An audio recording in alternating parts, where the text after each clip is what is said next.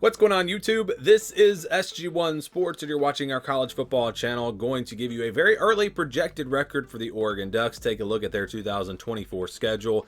This is a team that is absolutely loaded coming into this season. Bring back a lot, really. They don't lose too much, and they used the transfer portal to really add some big-time impact players. So Oregon definitely figures to be one of those top-tier teams in 2024. So we're going to give you a projection. This is not a prediction. This is simply a projection based off the formula that we use. But first, let's look at the schedule. And before we get to 2024, let's look back at the schedule from 2023. Here was the schedule from last season for Oregon. You can see a 12-2 record. The only team that beat them was Washington, beat them twice. But you look at this schedule, they played Portland State, Texas Tech, and Hawaii in the non-conference. So, they did go out and play Texas Tech on the road. That wound up being a pretty tough game for them. But again, totally different schedule this year as we head into the Big Ten. And this is that schedule. Before we go game by game, let's look at who they play first in the non-conference. Idaho, Boise State, Oregon State. They will play Oregon State on the road. So glad that rivalry can continue. We can still see Oregon State. Doesn't have to be at the end of the year. It's not really that big of a deal. Plenty of rivalries, big-time rivalries are played earlier in the season. You've got Florida, Georgia. You've got Oklahoma, Texas. You've got a lot of these rivalries, Iowa State, that are played earlier in the season. So I don't mind that at all. I love to see that rivalry continue there. And again, Boise State, good team out of the group of five. Plus you're playing, I don't even know what to call Oregon State. I mean, they're not really a Power 5 team anymore. But yeah, still a challenging game there, I'm sure, in a rivalry. So a pretty good non-conference schedule there. You look at their home schedule: Idaho, Boise State, Michigan State, Ohio State, Illinois, Maryland, and Washington. So they get 5 conference games at home. That means only 4 on the road. That's good news there for the Ducks. And again, Ohio State's at home, Washington's at home. So some of these big games are going to be at home. You look at the road schedule. Again, we talked about Oregon State. They'll also play UCLA, Purdue, Michigan, and Wisconsin on the road. That's not too tough. This is a year that Michigan might be vulnerable with all the changes they're going through, so maybe Oregon's able to go on the road and win that game. And then again, UCLA, Purdue, Wisconsin, all winnable games if Oregon is as good as we think they're going to be. So not a terrible road schedule there, and that means that there's a chance that this team could possibly even run the table and go undefeated. But they'll open up with Idaho on August the 31st at home. Nice way to start off the season. Then September 7th, you play Boise State at home. And then it's Oregon State on the road on the 14th. And they'll get a very early bye week. So their bye weeks are really weird. They get one in week 4, and then they get another one the next to the last week of the season. So they have a really early bye week and a really late bye week, which is interesting. But again, Oregon State on the road, then a bye week. Then they go into Big Ten Conference play. They will begin Big Ten Conference play with a team that was in the Pac-12, UCLA. They'll go on the road and play UCLA. And then it's Michigan State on October the 5th at home. Ohio State after that on the 12th. So that's going to be, I really feel like Ohio State and Oregon right now are probably 2 of the top 3 teams in the country, along with Georgia. And there's a really good chance we see them play twice. But that's going to be a monumental game there. Huge game on October the 12th. Can't wait to see that one. Then they'll play Purdue on the road on October the 19th.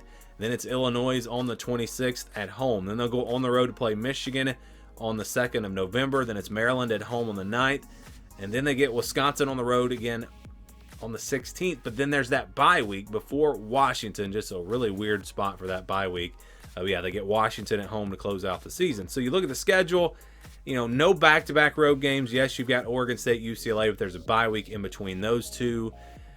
You look at tough stretches. They really don't have a tough stretch. I mean, the Big Ten did a really good job of balancing these schedules. So from what I've seen so far, no one really has a tough, 3-game stretch. And I haven't even seen any real tough back-to-backs.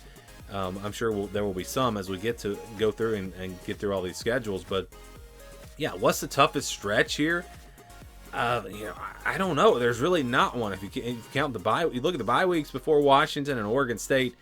You've got Michigan State, Ohio State, at Purdue. I mean, that's not a very tough stretch. This is a really manageable schedule for Oregon. Things I think really set up well for them in their first year in the Big Ten.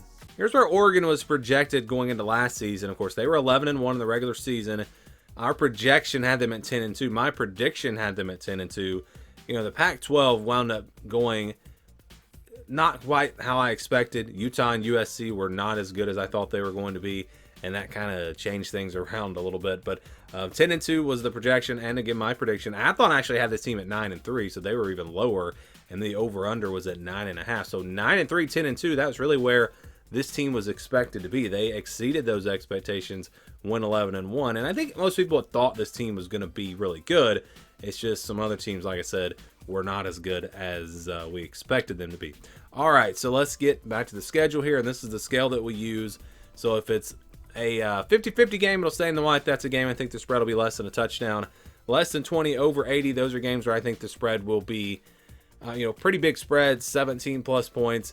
20-29, 71-80, games where I think the spread will be double digits, 10-16, maybe in that range, and then 30-39, 61-70. Games where I think the spread will be around a touchdown, 6, 7, 8, 9 points. And again, it's not necessarily about those numbers I just gave you. That's just kind of a way to look at this.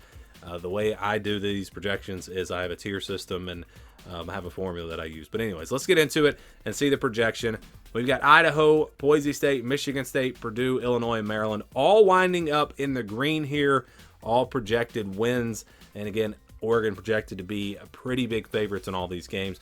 Now that Maryland one is a little bit tricky because I just don't know where to put them. I don't know how good this team's going to be. That's a tough, I've got 5 tiers in this system that I use, and I have Maryland as a tier 4 team. If they turn out to be more of a tier 3 team, which they were last year, then that one could possibly be in the blue. But as of right now, that one's in the green. Again, this is very early. These are not our predictions. That's the reason why we're doing this so early. I mean, we just started February, and so long ways to go before we get to actual official predictions. This is simply just a projection based off of, again, how tough the schedule is. But you've got 6 games that they should win. And then you've got Oregon State, UCLA, and Washington. I think they're going to be double-digit favorites in these games. Oregon State loses a lot. Washington loses a lot. UCLA, and I expect it to be great.